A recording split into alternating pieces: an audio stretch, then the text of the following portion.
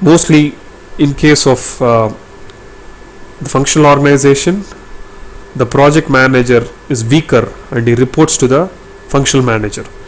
In case of project based organization, the project manager is stronger, and he probably will report to a PMO or things like that. He will have his own hierarchy there, or project based hierarchy. But in case of functional organization, the project manager is just a manager under, is a lower level manager or lesser experienced manager below the functional manager. So in weak matrix, which falls closer to the functional organization, the project manager again reports to the functional manager, and he's a lot more weaker. He has to look up to the functional manager to take decisions.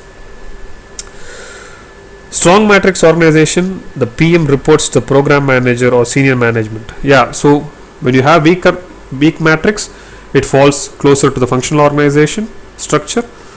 Then you have strong matrix, which is towards the other side or at the other end, which is closer to the project based organization.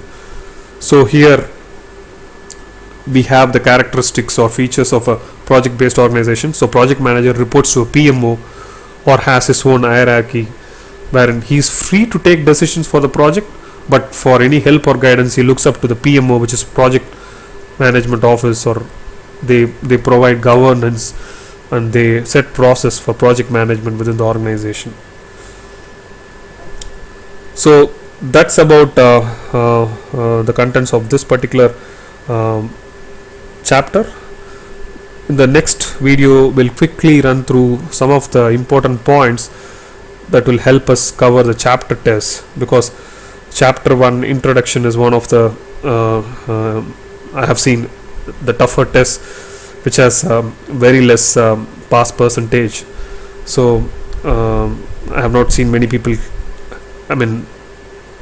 able to cover all those questions or clear those questions. So that's where covering the important points from the PMBOK will help us do well in those tests.